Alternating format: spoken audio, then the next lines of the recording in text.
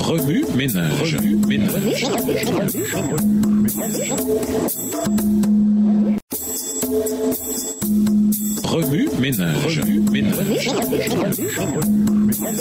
Bienvenue à votre émission Remue ménage. Nous voilà à la leçon de dimanche. Dieu a-t-il vraiment dit? Intérioriser. La chute de l'humanité en Éden a la saveur d'un récit assez simple. Cependant, une lecture attentive de Genèse 3, les versets 1 à 6, révèle une pente glissante vers le péché. Avant même d'arriver à Genèse 3, beaucoup de choses s'étaient déjà produites sur la planète Terre, nouvellement sorties des mains du Créateur. Dieu avait créé un magnifique écosystème, doté d'une flore et d'une faune époustouflante, avec toute une panoplie de couleurs. Il avait ensuite créé Adam à son image, Genèse 1, verset 27. Et il lui avait confié la garde du magnifique jardin d'Éden, Genèse 2, verset 15. Adam eut ainsi une raison d'être. Cependant, il se rendit vite compte d'un vide relationnel dans sa vie, vide que Dieu combla en créant Ève, verset 18. Dans Genèse 2, les versets 20 à 24, Ève rejoignit Adam dans le jardin et ensemble ils vécurent en étroite relation avec leur Créateur. Genèse 3 interrompt l'histoire d'amour de Dieu avec le premier couple de la terre. La chute de l'humanité commença par une simple question. Est-ce vrai que Dieu vous a dit « Vous ne devez manger aucun fruit du jardin » au verset 1. Remarquez l'intelligence diabolique de Satan. Premièrement, il se camoufla en prenant la forme d'un magnifique serpent parlant. C'était là le premier indice qu'Ève devait fuir. Il y avait en Éden une quantité de beaux serpents, mais aucun d'entre eux ne parlait. Deuxièmement, Satan posa une question à Ève, une question dans laquelle il y avait juste assez d'erreurs pour mériter une clarification. Ève répondit correctement à sa question. Malheureusement, en s'attardant à converser avec lui, elle se préparait déjà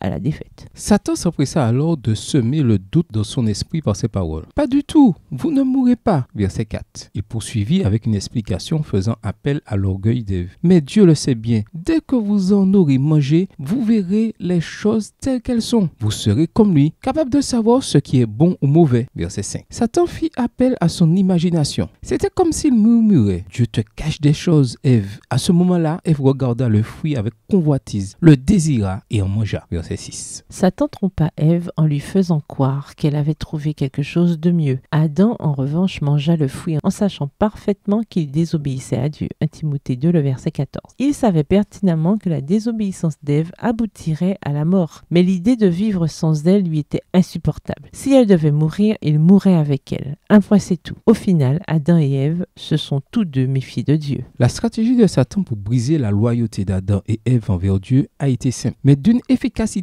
dévastatrice. Il a revêtu un déguisement attrayant sans jamais révéler sa véritable nature. Il a engagé Ève dans une discussion dont elle ne saisissait pas toutes les implications. Il lui a menti, déformant ainsi le caractère de Dieu. Il a fait appel à son orgueil, l'incitant à en vouloir davantage. L'appel qu'il a lancé à Adam était tout aussi simple. Croyant qu'il ne pourrait pas supporter la vie sans Ève, Adam a mangé le fruit à son tour. Dans toute cette histoire, ni lui ni Ève se sont donné la peine de consulter Dieu. Remue ménage, revenez à votre texte écrit et étudiez le passage. Encerclez les mots, expressions ou idées répétées. Soulignez les mots ou expressions qui sont importants et qui signifient quelque chose pour vous. Reliez par une flèche les mots et expressions aux autres mots ou expressions associés ou connexes. Quels éclairages particuliers vos notes semblent-elles indiquer dans l'ensemble? Mémorisez votre verset préféré tiré de Genèse 3, les versets 1 à 15. Écrivez-le plusieurs fois pour vous le rappeler plus facilement. Pourquoi Dieu n'a-t-il pas empêché Satan de tromper Ève? Quelles autres raisons Adam aurait-il pu invoquer pour justifier la consommation du fruit défendu? Au revoir. Et à demain si Dieu veut.